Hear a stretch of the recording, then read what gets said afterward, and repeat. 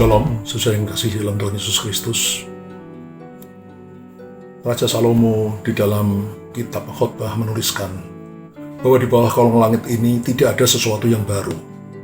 Apa yang dulu pernah ada akan ada lagi, dan apa yang dulu pernah diperbuat akan diperbuat lagi. Hal ini mengajarkan pada kita untuk selalu belajar pada peristiwa-peristiwa yang terjadi di masa lampau. Salah satu peristiwa penting yang harus kita pelajari adalah perjalanan bangsa Israel ketika mereka dikeluarkan Tuhan dari tanah Mesir menuju ke tanah perjanjian Kanaan. Sekalipun dengan tangan yang perkasa Tuhan sudah mengeluarkan mereka dari tanah perbudakan di Mesir, tapi Mesir tetap ada di dalam hati bangsa Israel, sebagian besar daripada mereka.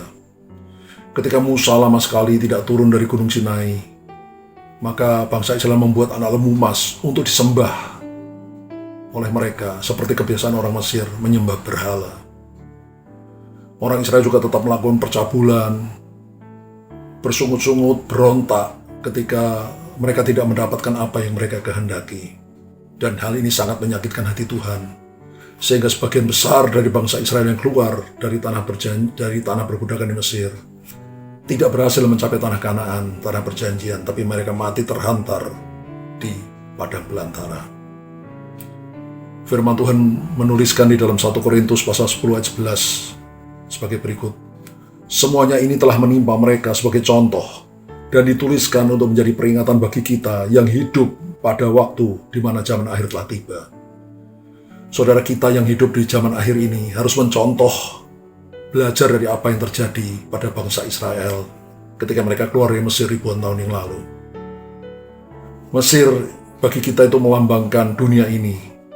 Tuhan Yesus dengan darahnya yang sangat mahal telah membeli kita dari iblis dari dunia ini dan membawa kita berjalan menuju ke tanah perjanjian, tanah Kanaan, yaitu surga yang mulia.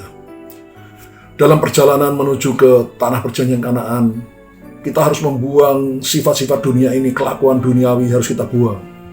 Seperti kejahatan, percabulan, kesombongan, iri hati, dengki, kemunafikan, dan sebagainya harus kita buang.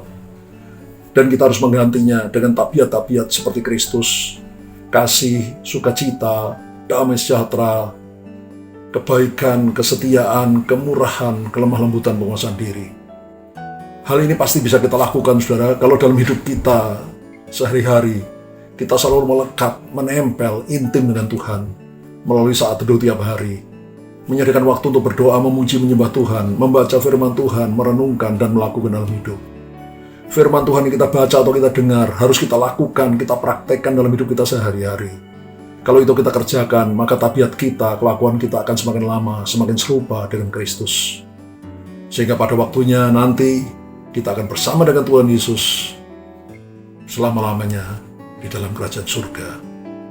Saya akan berdoa bagi saudara. Bapa di surga, Tuhan terima kasih Engkau sudah mengajar pada kami untuk belajar dari apa yang terjadi di masa yang lampau, supaya kami tidak mengulangi apa yang dikerjakan oleh bangsa Israel ketika keluar dari tanah Mesir, sehingga sebagian besar dari mereka tidak berhasil mencapai tanah Kanaan yang bagi kami melambangkan surga yang mulia. Tuhan, hamba berdoa agar semua yang mendengarkan firman-Mu ini, Tuhan, mau hidup melekat kepadamu, menempel kepadamu, intim dengan Engkau, karena kekuatan kami hanya daripada-Mu, Tuhan. Menyediakan waktu untuk bersaat teduh, memuji, menyembah Engkau, membaca firman-Mu, merenungkan, dan yang lebih penting lagi, melakukan firman-Mu dalam hidup kami sehari-hari. Maka hidup kami akan semakin lama, akan makin berkenan kepadamu, menyenangkan hatimu. Karakter kami menjadi makin lama, makin serupa dengan Kristus. Sampai pada waktunya nanti, kami akan bersama dengan Engkau, bersama dengan Tuhan Yesus, selama-lamanya dalam kerajaan surga. Terima kasih ya Tuhan Yesus, terima kasih Bapa, terima kasih Roh Kudus. Di dalam nama Tuhan Yesus kami sudah berdoa dan mengucap syukur. Haleluya. Amin.